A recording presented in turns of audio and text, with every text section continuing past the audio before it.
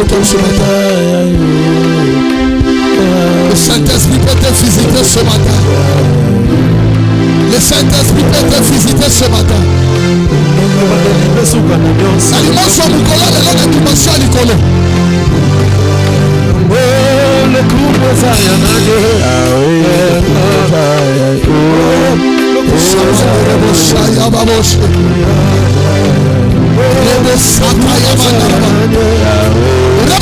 élève ton esprit. Élève ton esprit. Élève ton esprit. Le Saint-Esprit est là. Le Saint-Esprit est là.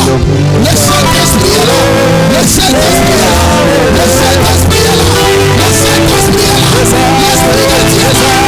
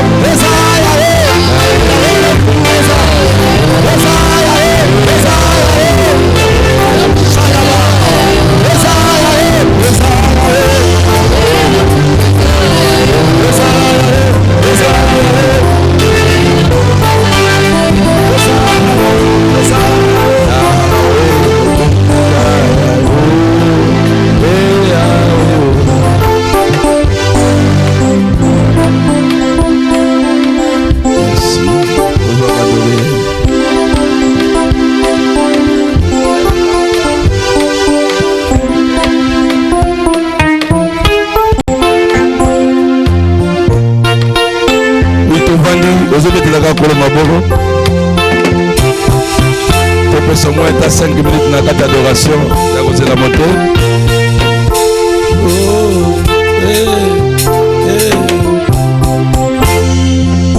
Yahweh yondeo Tobi kananga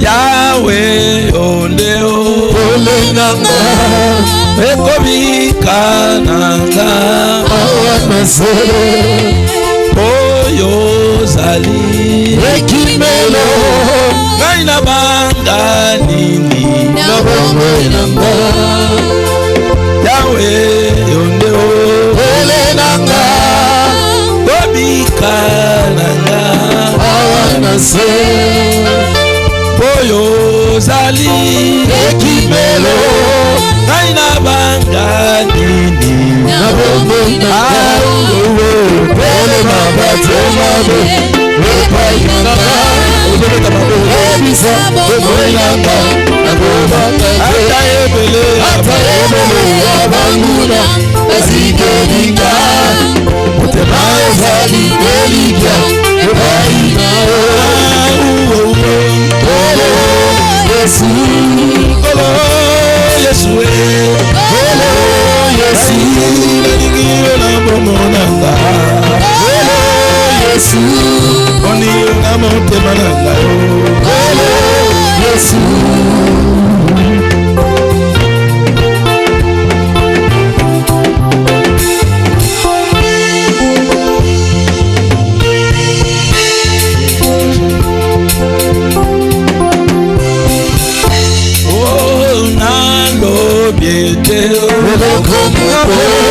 Ete la vanda kati Okino suka Yaboko inanga Nata na boboto na yo Natekwelo na yo Ayi nalo bete Ete la vanda kati ya bakoma okino suka ya bombo inanga natala boboto na yo Bele baba tombabe epai nanga Bebisa bombo inanga ata ebele ya baguna bazingeninga Otemayo zali neliga Otaina Yesu Yesu Yesu yona bomona Yesu yona motema na Yesu aweza bakri de guerre oyebisa koleta ata batingi biso elongo eza na ngambu na biso ata bitumbe telema elongo eza na ngambu na biso ata bitumbe enano leside ana bangete abidi nayebi yesu na ngaya kolongisanga ata bitumbe enano leside na bangete abidi nayebi yesu na ngaya kolongisanga nayebi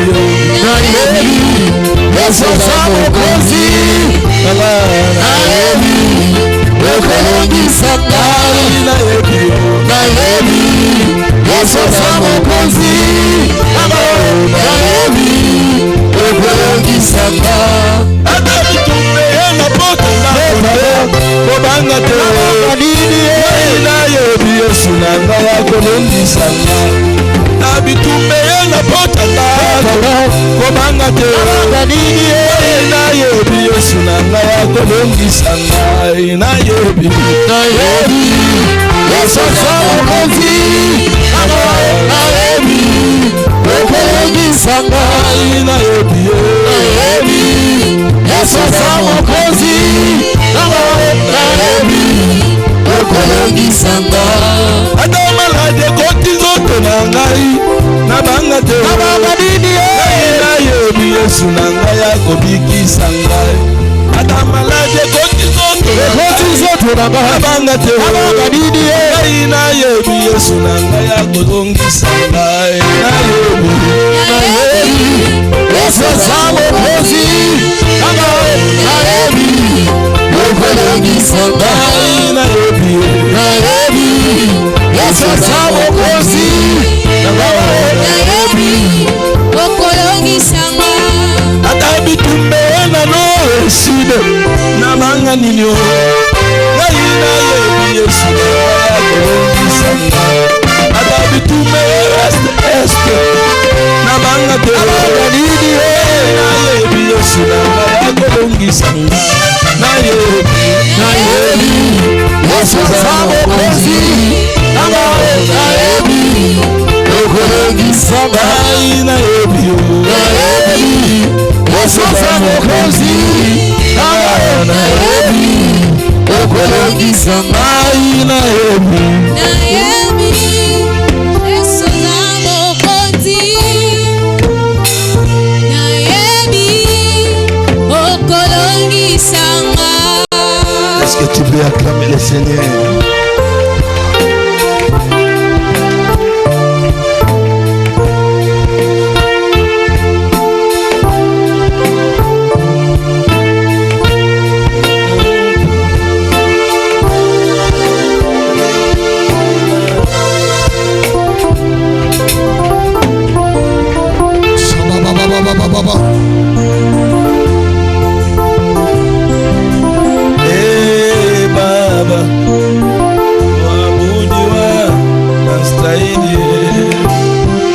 Unastahili kuabudiwa, unastahili Baba, unastahili kuabudiwa, unastahili Baba wa mapendo, unastahili wa uzima, unastahili Baba, unastahili kuabudiwa, unastahili Baba wa mapendo, unastahili kuabudiwa, unastahili Baba, unastahili kuabudiwa, unastahili Yesu, obongi na lokumu Yesu, obongi na kendo, obongi na lokumu Yesu, Bongi Yesu yo bongi na yo.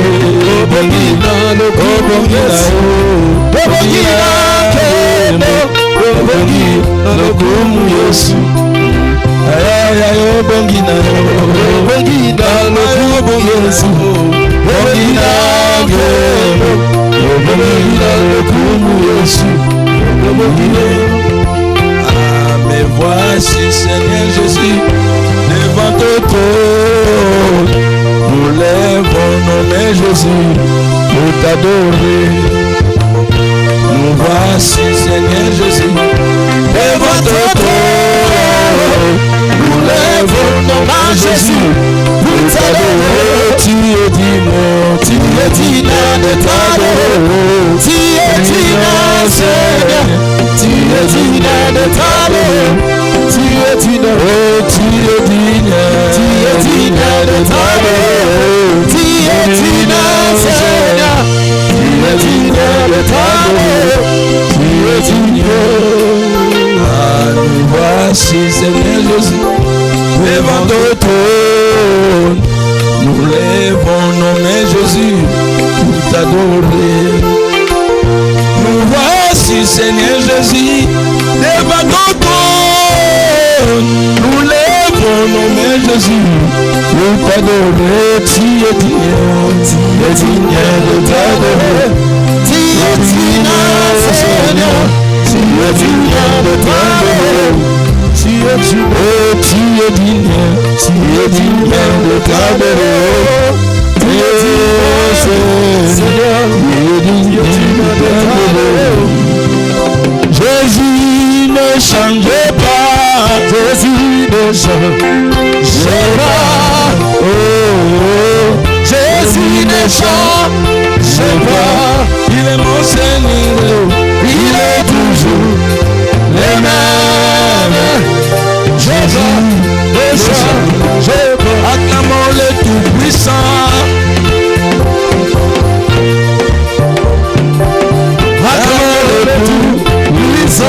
Il est mon Seigneur, il est toujours le même. Jésus ne change pas. Acclamons le roi des rois, acclamons le roi des rois. Acclamons le roi des rois. Il est mon Seigneur, il est toujours le même. Jésus ne change. Jésus m'a libéré, Jésus m'a libéré. Alléluia, Jésus m'a libéré. Il est mon Seigneur, il est toujours le même. Comme ça, Jésus ne change pas. Alléluia, Papa, Alléluia. Alléluia, Papa, Alléluia. Alléluia, Papa, Alléluia. Papa, Alléluia, Papa, Alléluia, Papa, Alléluia, Papa, Alléluia, Papa, Alléluia, Papa, Alléluia, Papa, Alléluia, Papa,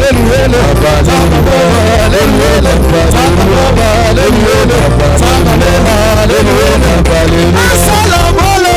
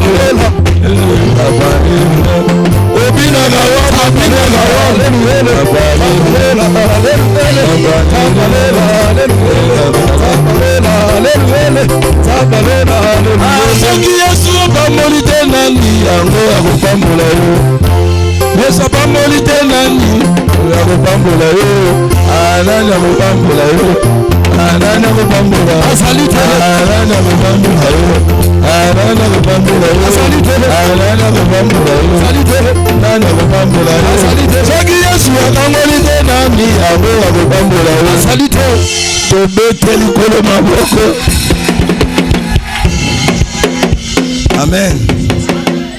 Au vandi ponani totikala ko telema Actes des Apôtres chapitre 1 verset 8. Mais vous recevez une puissance, le Saint-Esprit survenant sur vous, et vous serez mes témoins à Jérusalem, dans toute la Judée, dans la Samarie et jusqu'aux extrémités de la terre. La parole du Seigneur. Voilà tout vandi. Tout maintenant Actes des Apôtres chapitre 2 verset 1er Pétokiti.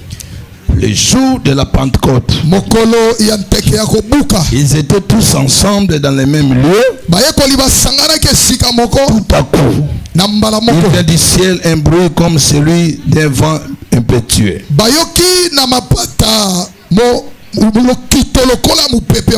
Et il remplit toute la maison où ils étaient assis. Des langues semblables à de langues de feu leur apparurent, séparées les unes des autres, et se posèrent sur chacun d'eux. Et ils furent tous remplis du Saint-Esprit et se mirent à parler dans d'autres langues, selon que l'Esprit leur donnait de s'exprimer. Que Dieu vous bénisse. Est-ce que tu peux acclamer le Seigneur? Amen. Tu peux saluer la personne qui est à côté de toi. Tu lui dis bonne fête de Pentecôte. Dis-lui encore bonne fête de Pentecôte. Alléluia. Alléluia. Amen. Aujourd'hui, dans nos milieux chrétiens, nous célébrons l'arrivée du Saint-Esprit.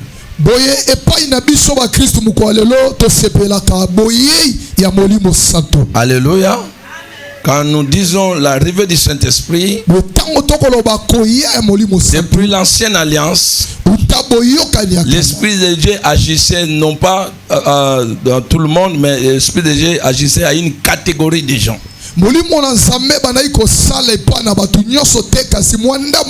Pourquoi tous ces gens-là, on l'appelait des ouins, parce qu'on devait verser l'huile sur eux pour que la présence du Saint-Esprit soit en eux, afin qu'ils travaillent. Il y avait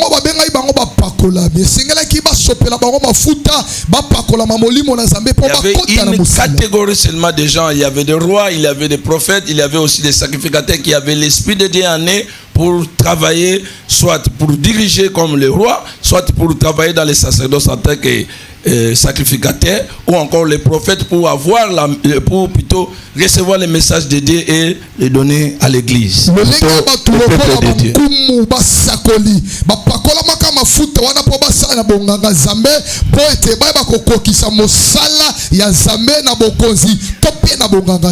Alléluia. Amen. Alors Dieu, il avait donné la promesse à son prophète Joël.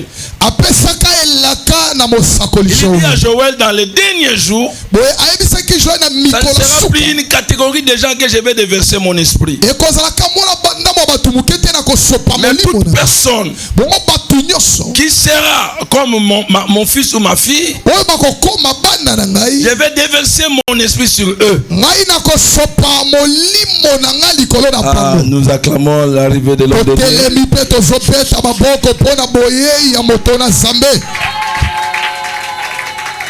Alléluia. Le temps que je suis en train de prier, asseyez-vous.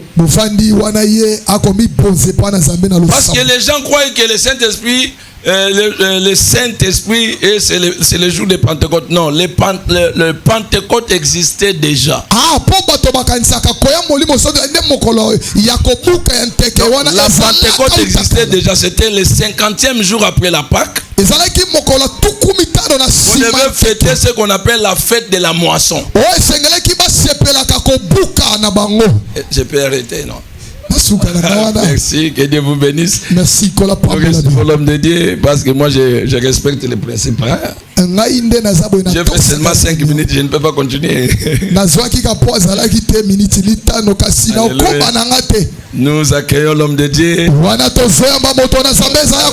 Docteur Moïse Elipa. Yes.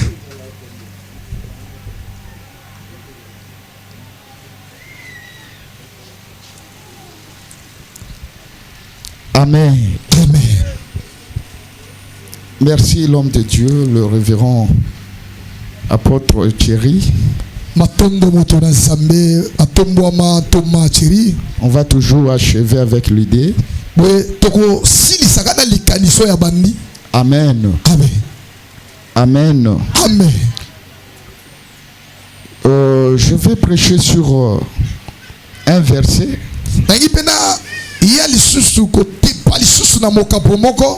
Nous savons qu'aujourd'hui, c'est la Pentecôte.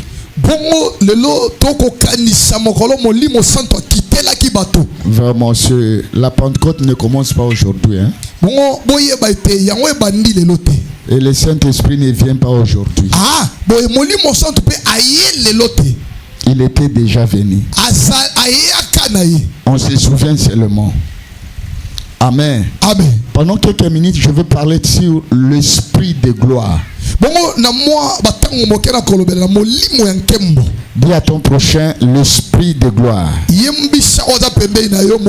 Plus fort, l'esprit de gloire. Vraiment, mes excuses pour un petit léger état parce que je viens de prester quelque part.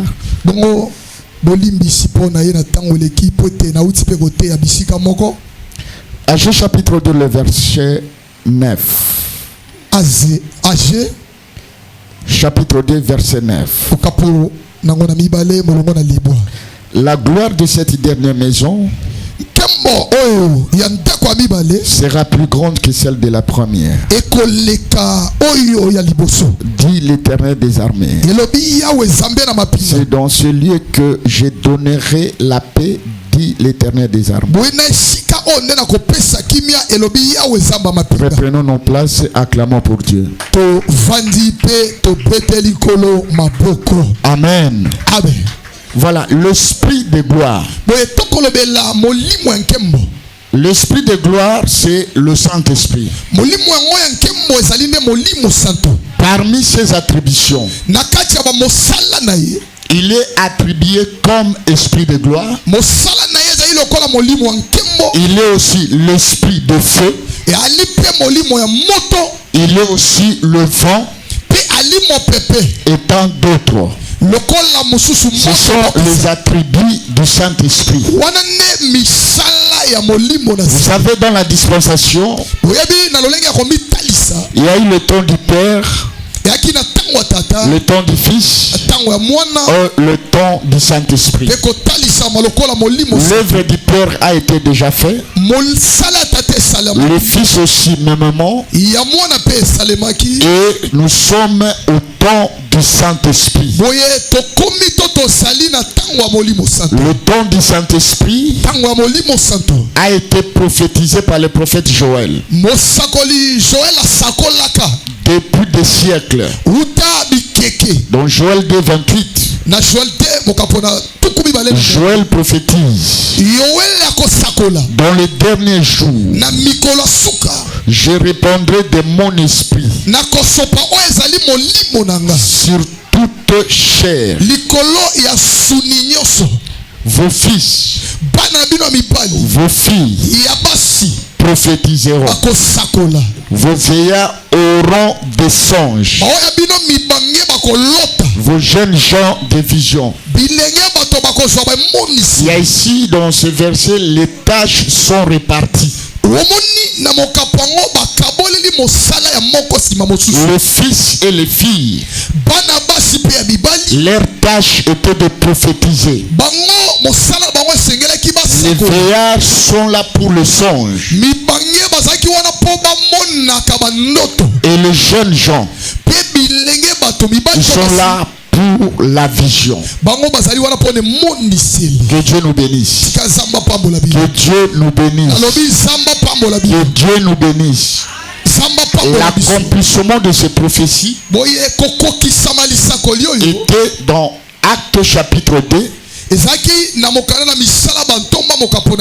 Le verset 1 à 3. C'est l'accomplissement du prophétie de Joël. Le jour de Pentecôte, ils étaient tous ensemble dans le même lieu.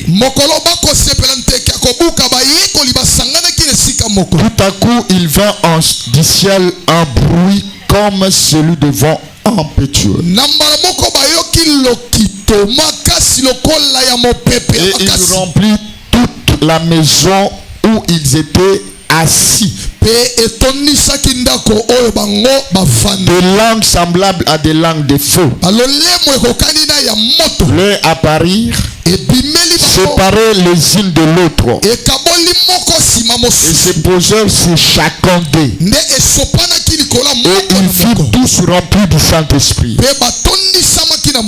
et se mit à parler en d'autres langues, selon que l'Esprit leur donnait de s'exprimer. Amen. L'Esprit de gloire, c'est le Saint-Esprit. Maintenant, suivez très bien. Le Saint-Esprit vient inaugurer l'ère de l'Église. Le Saint-Esprit, en d'autres langages, il vient inaugurer l'ère de l'Église. Parce que Jésus avait dit, tu es pierre, sur cette pierre je bâtirai. C'est le futur. Je bâtirai. En réalité, Jésus savait qu'il va bâtir son église. Alléluia. C'est lui qui va bâtir. Maintenant, la question à se poser, dans quel temps que Jésus va bâtir l'église? Je bâtirai mon église. Il parle à Pierre parce que Pierre représentait le collège des apôtres. C'est lui qui avait reçu le clé en disant ce que vous lierez sur la terre sera aussi lié au ciel. Ce que vous délierez sur la terre sera aussi délié. Cela veut dire qu'il avait le clé. Alors, dans l'acte des apôtres, quand le Saint-Esprit est descendu, c'était pour inaugurer, je dis bien, l'ère de l'église. C'est ce que Jésus avait dit à Pierre. Tu seras d'accord avec moi. La première prédication, après l'effusion du Saint-Esprit, qui avait prêché? N'est-ce pas Pierre? C'est Pierre qui avait prêché. Amen. Il a prêché sur la résurrection de Jésus. Le message était fort. Les gens étaient vivement touchés. Alléluia. Et il demande à Pierre, que ferons-nous? Oh mes frères, Pierre dit, repentez-vous et convertissez-vous. Alléluia. Ce que Pierre vient inaugurer, non une église universelle, mais l'église locale. Que Dieu te bénisse. Que Dieu te bénisse. Maintenant, pour que l'église commence ce travail sur la terre, il faut que la présence du Saint-Esprit soit là.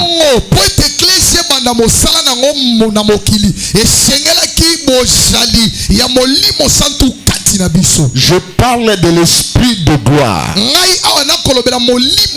Je vais pendant quelques minutes parce que je suis très bref. La Bible dit, Salomon, fils de David, il devait concrétiser la vision de son père. La Bible dit, après avoir achevé de construire le temple, il a dit, il a fait une prière en disant, Père, toute personne qui va prier en ce lieu, que sa prière soit exaucée. Alléluia. Amen. Je déclare pour un fils, une fille de la rédemption, comme tu pries dans ce temple, comme tu pries dans cette vision, comme tu pries dans ce ministère que Dieu a donné à son serviteur, que tes prières soient exaucées. Je dis que tes prières soient exaucées. Salomon dit que quiconque priera, si elle écoute ses prières. Salomon n'avait pas fini de parler. Il y a eu une atmosphère avant de finir de parler. C'est comme si l'œil de Dieu voyait Salomon. C'est comme si la langue de Salomon était connectée à celle de Dieu. Tout à coup, la Bible dit, il y a eu une nuée.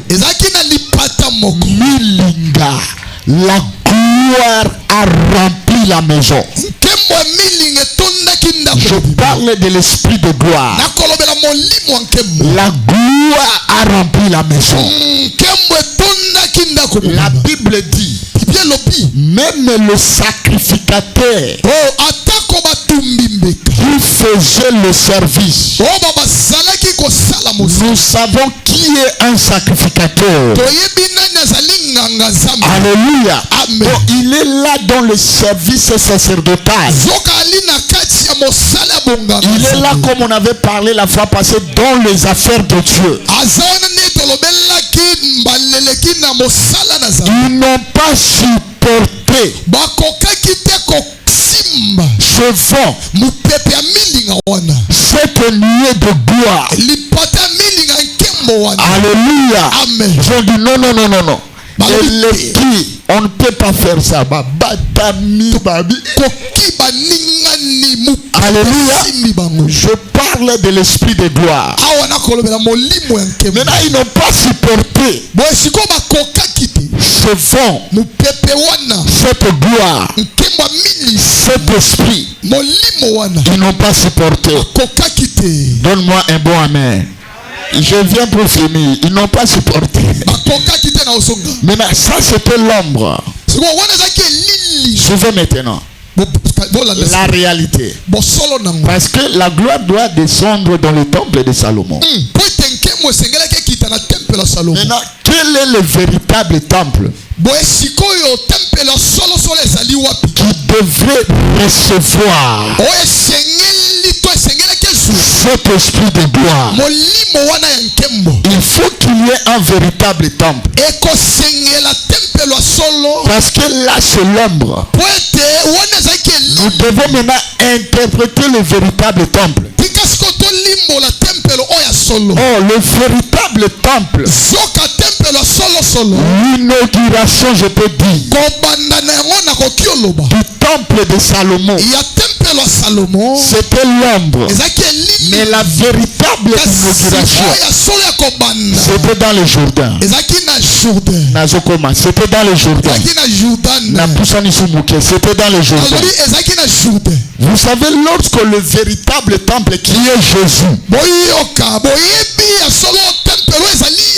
Jean-Baptiste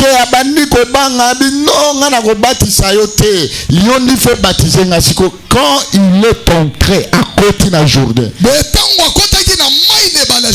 comme un véritable temple, il faut qu'il soit connecté avec le ciel. Maintenant, dès qu'il est entré, Jean-Baptiste a dit une fois venant du ciel, celui-ci est mon fils bien-aimé, à qui j'ai mis toute mon affection. En parlant cela, la Bible dit l'Esprit, le Saint-Esprit est descendu sous forme d'un colombe.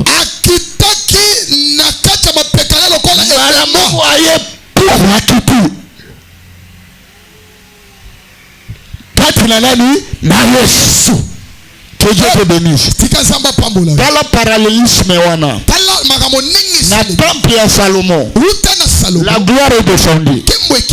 Est-ce que le sacrificateur va faire la moussala?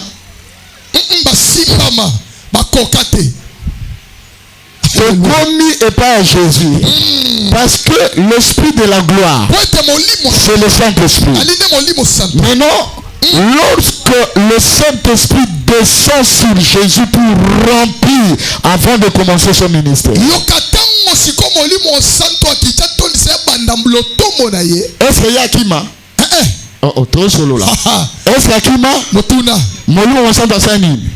C'est Andelingu Yawana.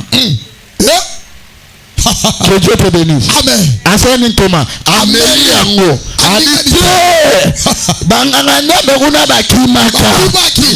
C'est plus que le sacrificateur.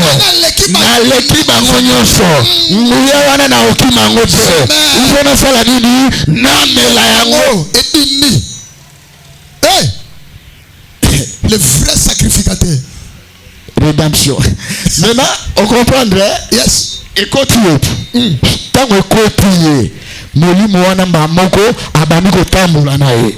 Yes. Que Dieu te bénisse. Amen. Maintenant, les apôtres demandent à Jésus, pendant qu'ils étaient les disciples, ils disent ceci: Maître, tous on a besoin de molimo mosanto.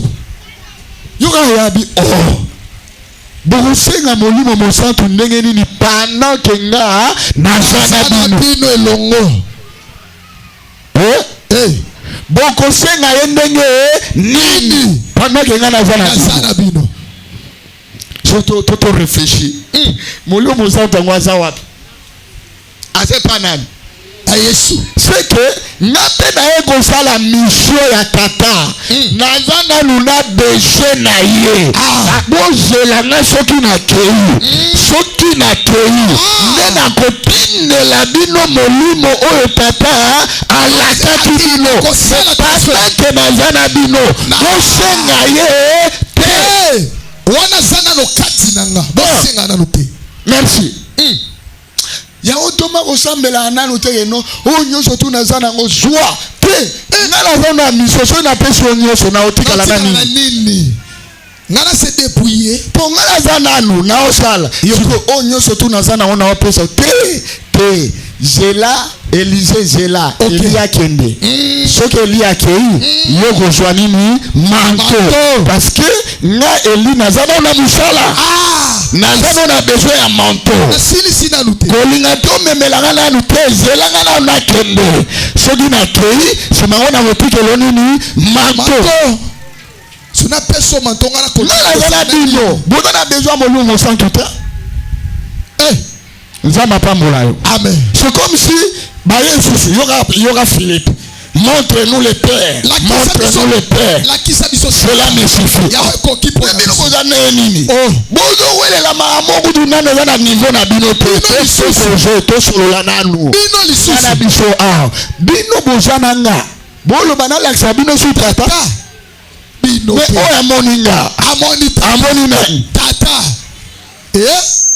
Que Dieu te bénisse. Amen. Nzambe na lingina mona o. Kogana nzambe na lingina mona o te. Tango omoni apôtre chéri c'est le moni nani. Nzambe. Motindami. Oh, motindami. Voilà, bon nzambe za makambo. Oh, soki nzambe abimi ayoko kae. Jamais. Mongongo na kuteleki elobaka na miri awa. Nzambe na bino. Mongongo na biso ne tosa menege abi tosani tokima. Amoni yego moni lelo ba église na biso koma faible. Pona nini? Domaine ya miracle totikeli yango ba mbikuti. Soki kaka lelo mutu loboko ebimi. Asimbi. Amoni. Tu vois, lelo a mutu moko liso kufa kimba moko ebimi. Le boko ezalaki muke ebimi. Ok, ce domaine-là, c'est le domaine du Saint-Esprit. Est-ce que je parle? C'est le domaine du Saint-Esprit. Botu na papa neni ngana zana bino. Ouais, amoninga, amoni tata. Amoni papa. Parce que ezali cop. Il y a papa, il y a mwana, nana ni molimo santo. Mutu na mutu natana ye. Ok. Oza tana nga. Bo anticiper te. Ke ya bozela ye kosala nini akoya. Mais oza tana nga. Merci. Na sakoli kota na saison na yo. Yes. Ayokingate. Na lobi kota na saison na yo. Yes. Na lobi kota na tana yo. Amen. Oyebi ke soko koti na tana yo okoyemba un cantique nouveau. Yes, loyemba sika. Si tu es dans ton temps, tu vas chanter un cantique nouveau. Soko na tango na yo koyemba loyemba sika. Ana kota na tana ye. Ayemba un cantique nouveau. Yes. Tango basengi c'est alors. Je dis non. Attends. Pendant que je suis avec vous, vous n'avez pas encore besoin du Saint-Esprit. Il faut que je m'en aille. Alléluia. Maintenant, écoutez, je parle de l'Esprit de gloire. Maintenant, la Bible dit dans 1 Corinthiens, chapitre 3, verset 16. Ne savez-vous pas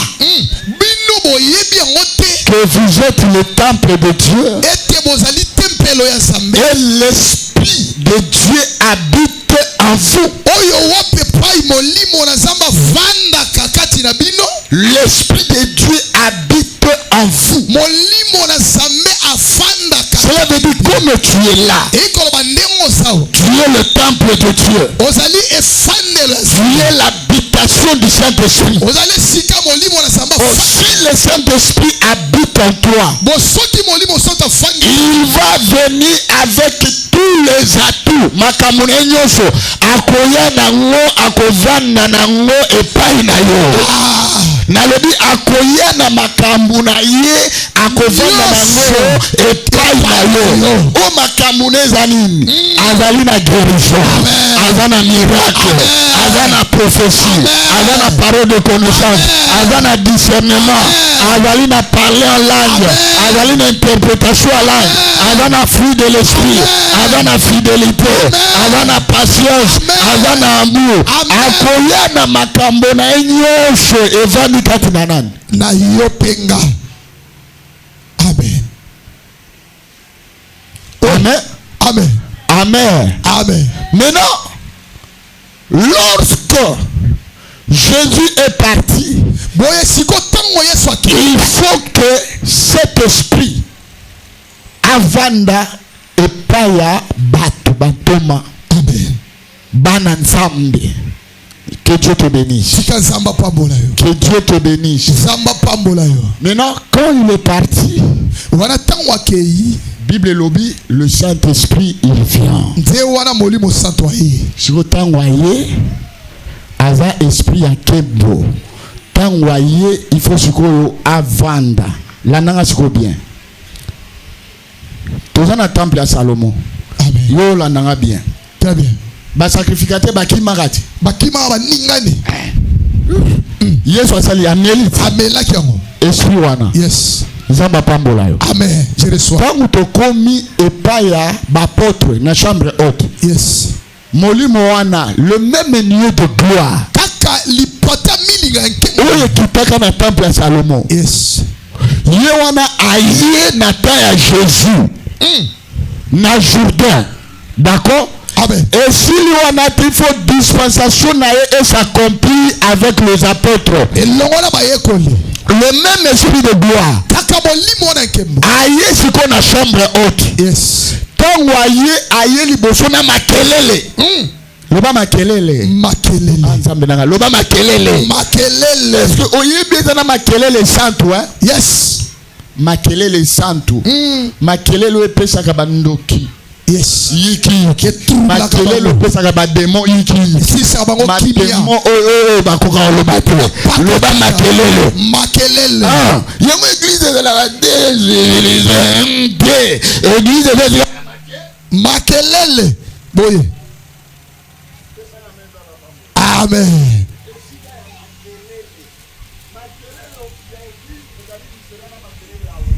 Amen. Le bruit de l'église est différent à celle du marché.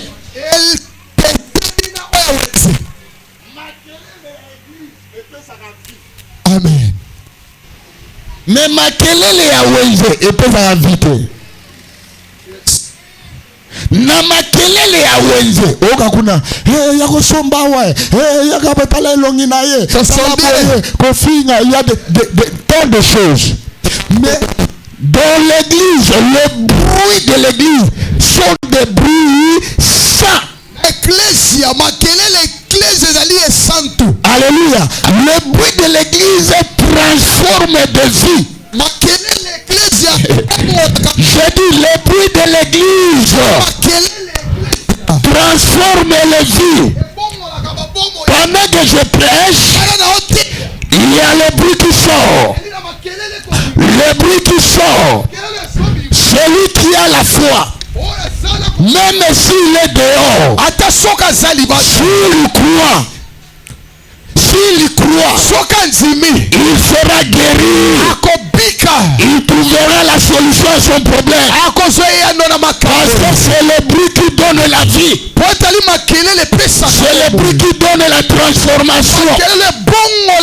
Ce jour-là, il y a eu un fort bruit. Mukolo wana zaki na makelele Que Dieu te bénisse.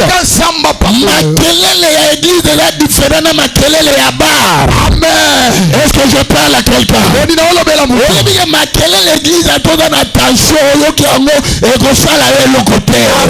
Parce que c'est le bruit qui est saisonné du Saint-Esprit. Alléluia. Amen. Bayoki makelele wana.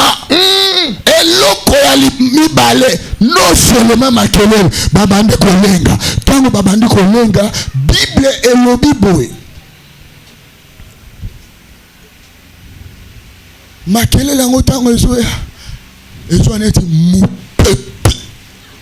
Un vent impétueux. Le kito ya mupepe. Ba géographie bazawa hein. Donc la géographie boza. Ba mi pepe za différent. Nzamba pambola yo. Amen. Ba mi pepe nyoso soufflaka ndenge moko te. Yes. Le vent te béni. Et ça différent. Et que ça ni. Au moins tu mu pepe beta na mer. Yes. Jésus na barque. Le roi ouragan. Bible lobi. Un vent impétueux. Et mi pepe amakasi. Mi barque. Tomola buaka. Barque. Et soningana. Barque. Badina tote. Devant la situation.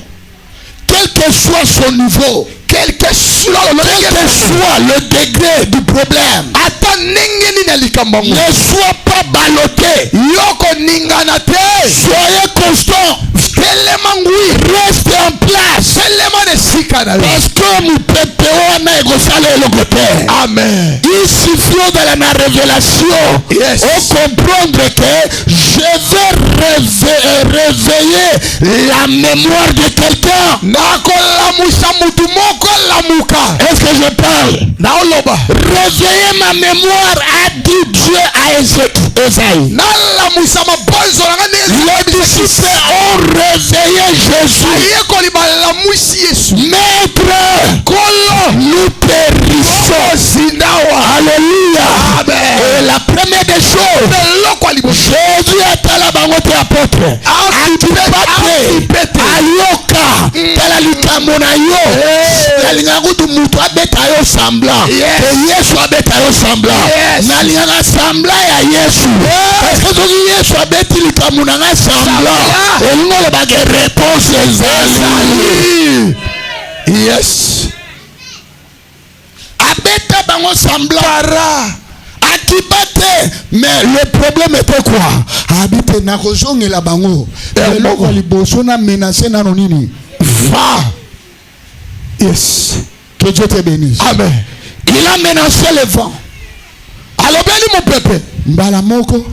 Mon peuple na minute. Et salinine. Et tous kimia. Yuka ba porte. Babi. Ah. Quel est cet homme? Même le vent lui. Quelle est dimension? Et puis quel est cet homme? Même le vent lui obéissent. Oh, le Saint-Esprit, c'est l'esprit du vent. Alléluia. Amen. Et donc ça y est. C'est que bazalaki na Yesu mais bayebaki te qui est Jésus. Yesu azanani bayebaki te. Oyebe ko zana mutu moko pembe na mais ozo yebe oyebaka ete mutu azanani mukolo nzamba ofongolo musu. On comprendre qu'azanani sili makambo changer. Yes. Ils étaient avec Jésus. Bazaki na Yesu mais ils ne connaissaient pas si baye qui est réellement Jésus. Nani ya solo parce que leur étonnement cela veut dire la chose le dépasser. Ils oubliaient qu'ils sont devant un créateur. Le bananga amen. Amen. Tala likambo na yo eza lokola lianzi liboso nzambe. Amen. Na bi problème na yo eza lokola likelele liboso Yesu. Mukie makasi. Que Dieu te bénisse. Zamba pambo. Que Dieu te bénisse. Zamba pambo. Que Dieu te bénisse. Zamba pambo. Pambono pa nzambe za mukie. Mukie makasi. Eleki kutu gende ya Sénégal. Yes. Mbumalokola wangila. Que Dieu te bénisse. Amen. Le vent. Mupepe. Eloko ya bisa tuto sukisa awa. balobi ke Bible lobi molimo yango akiti na nini na lolemu ya moto lolemu ya nini ya moto likolo ya mitu na bango. Yes. Siko réalité ya moto. Moto tumbarati. Yes. Babi moto ya limete ya tige limete yoko ziki sa zamba mobimba. Eza bongo bi zabongo te. Eza bongo. Bible pe lobi lolemu muke mais eko bimisalika mongo etomimboka mobimba. Sikoyo ba sacrificateur babangi moto wana. Yesu ameli yango. Yes. Et comme pas bantoma habité boze la bozala qui prêcher ngana yeba ke notani ni moto ani fo ya po so boza va bo melango te za pambula yo. Amen. Moto sikoyo ye apôtre oyebi so otanga Bible ma mususu moto babi mais et comment ibongo ti l'esprit na lolemu ya nini ya moto ekiti likolo ya seke mboto wana ezo kitela moko sima mosusu likolo ya moko sima mosusu ekiti soki lo ekamusanga bazozika te nzambe na ngai. Ok, moto esala nini ezikisa etumbaka ezikisa moto soki eya meme totie na rido emeli barido nyonso te moto wana ekiti me ezikisi bango te. Yoka siko ba ese ya moto sango ekoti babandiko ya sika parler à langue bandi. Qu'est-ce qu'il a fait ou les a fait parler sur une nouvelle langue? Na tuni nini yango elobisaki bango minoko si. C'est la présence de quoi? Eza boshali de feu. Moto wana c'est que moto wana produit chaleur. Yes. Moto memi mulunge. Moto memi chaleur. Mulunge yo chaleur ekoti. Elobi ke yo dans la temple makamu de yo dans la temple na yo. Siku ndenge na ye na chaleur. Elone di mafuta oyo kangama. Mezuko tiago na moto. Ye fungwama. Makambu bekati na yo. Lokola chaleur ekoti. Mweva na kimia. Ezata ife yanduka. Uko fa nini? Yanduka. Uko fa nini? Epima. Omoni Pentecôte oyo ifo yandusa makambu moko likabo moko za kati. Nalobi Pentecôte oyo eyandusa domoko oyo ekufa kati na yo. Amen. Yes. Chaleur. Mulunge wana. Abadiseke loba. Bameli nini? Moto. Nashoki bameli nini? Moto. Yoka shikoyo. Kozalaka mo Kristo ya maya lobote.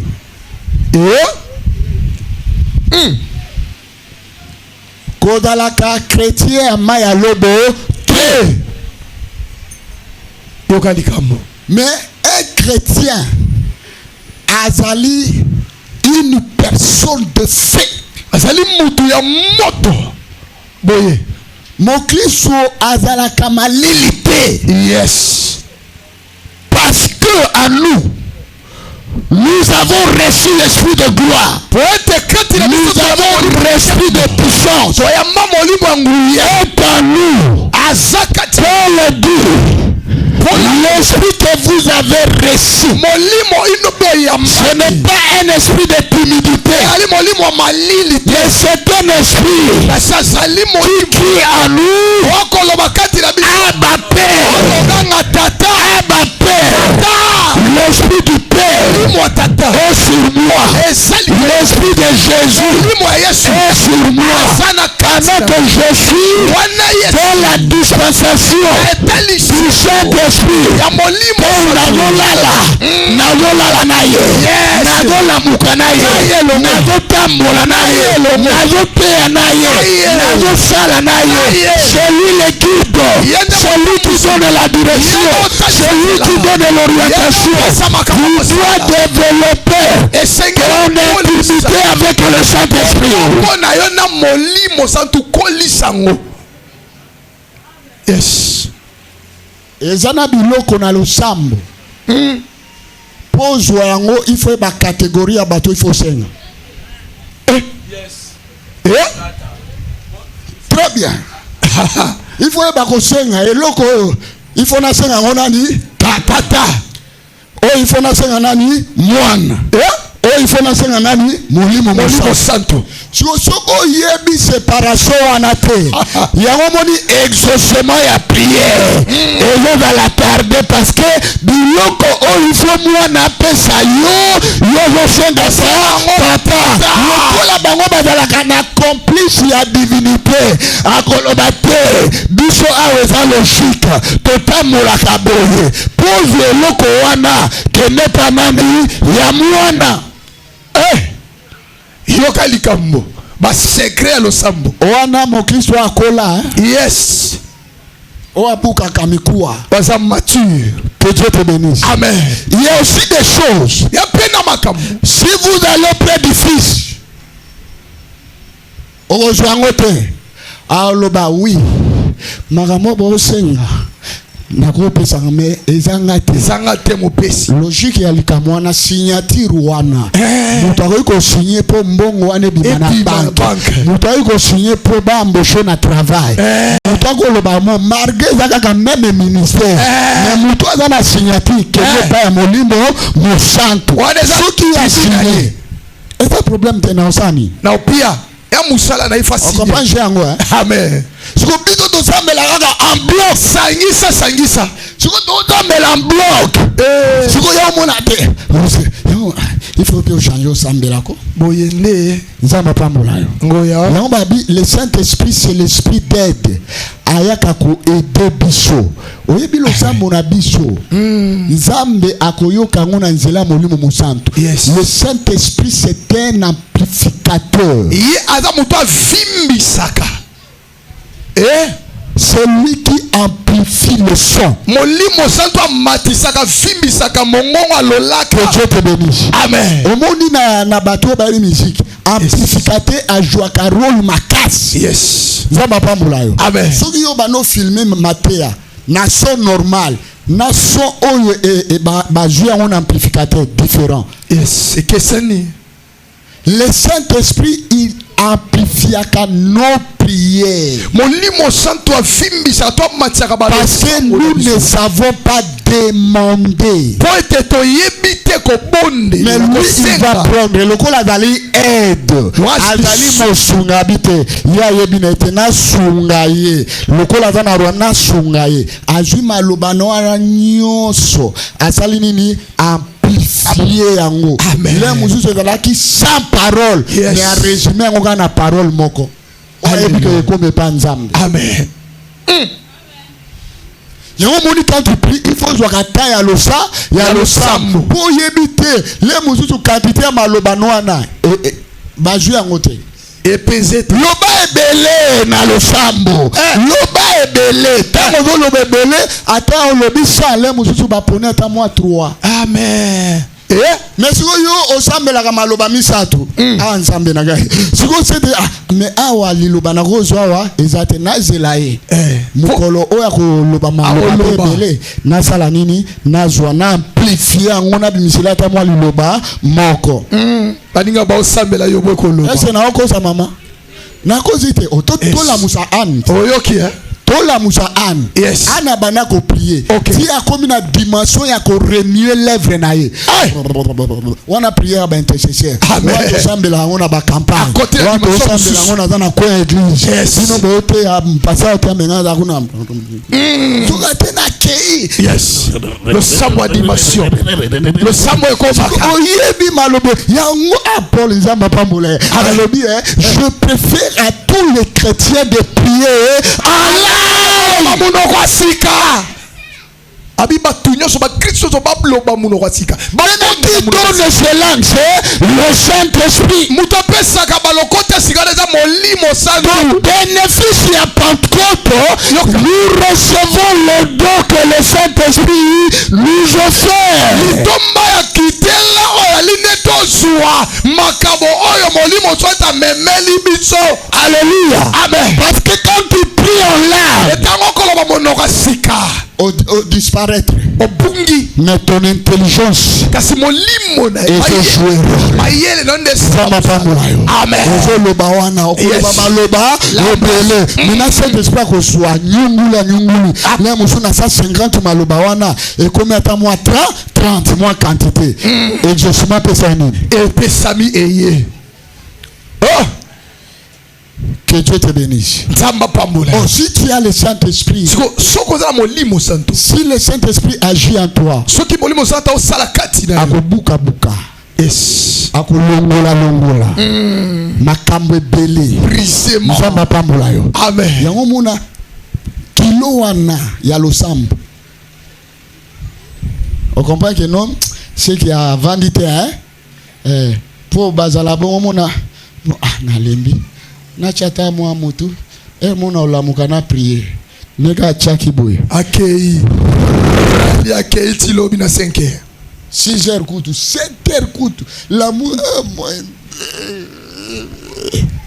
Allah mon Christ adeni nzamba pambola yo amen yoka mususu position habite nala ata zambe Nzambe mama papa mama Nzambe yo moko bakoto ni maloba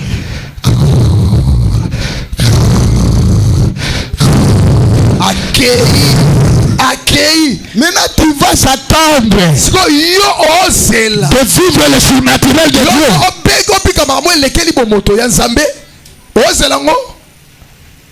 20 minutes na prière qu'on a raté. 10 minutes où tu es payé. Que Dieu te bénisse. Maintenant, comme il est l'esprit de gloire, à glorifier you, à tombola yo, à honorer yo, à valoriser yo, à joyeux nasser à matisser yo, à changer au niveau, à matisser yo. Que Dieu te bénisse. Que Dieu te bénisse. Lorsqu'on reçoit l'esprit, cela veut dire on commence une vie de gloire. Que Dieu te bénisse. Likabo moko et changer vie na mobimba. Amen. Likabo moko et transformer vie na mobimba. Pe pamboli vie na mobimba. Zamba pambola yo. Amen. Zamba pambola yo. Amen. Il faut créer intimité na ye. Amen. Pour afongola yo. Yes. Akwe ko fongolo misu. Akwe fongolo matoyi. Ozo yo kalokola batonyo sote. Amen.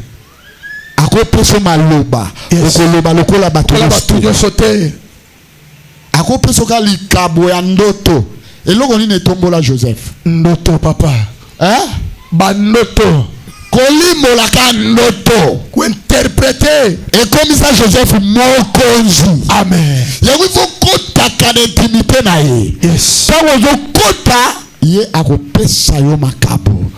Que Dieu te bénisse. Amen. Lève-toi. Lève-toi.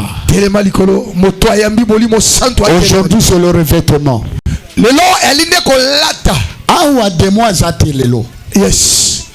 Omoni lelo pri consolateur total nom de Jésus bim azate lelo tozo célébrer molimo santo. Objectif est nini na prière ozo sala siko. Likabo moko o ezala katina ezana batu. Azala kana likabo ya prophétie ya vision komona likabo wana ekufa ezala eza étouffé.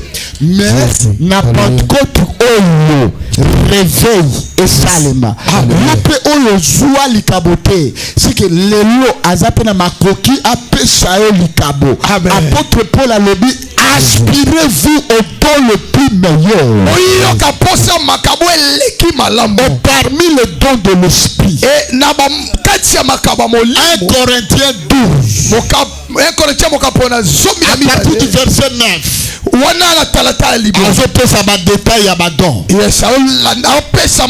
Est-ce que oyebi foi pesa la don? Yes, kondima pesa likabo. Oui, il y a les gens qui ont le don de la foi. Les gens qui ont le don de la foi, ils ne voient pas la négativité. Ils ne voient pas l'échec. Ils ne voient pas de petites choses. Parce que c'est quelqu'un qui a le don de la foi. Et ce don peut t'amener plus loin. Ce don peut te bénir dans la vie. Il y a des gens qui ont le don de la sagesse. Il y a la prophétie. Il y a ce que nous appelons le discernement. Il y a ce que nous appelons la parole de connaissance. Il y a ce que nous appelons la guérison. Il y a ce que nous appelons le miracle. Il y a ce que nous appelons de parler en langue et l'interprétation de langue. Ce sont les dons. Maintenant, désirez-vous au don le plus meilleur.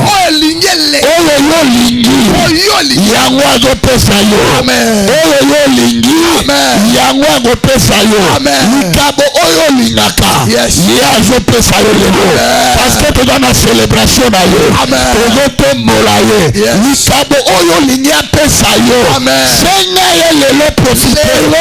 J'aime ça. La Pentecôte n'est pas aujourd'hui, mais cela déjà a existé. Et on va souvenir, on va dire nous avons célébré l'anniversaire naïe.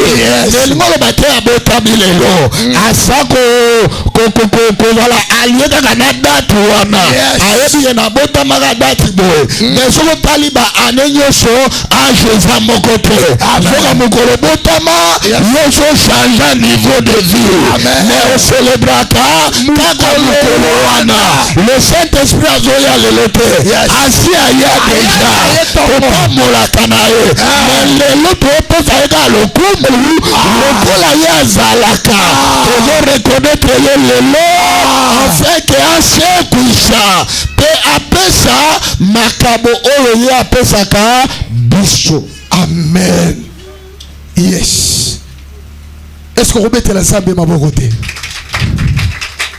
Amen. Amen. Tombola maboko nayo. Oza siko na chambre haute. Yes. Oza na chambre haute. Le lo il faut jouer likabo. Il faut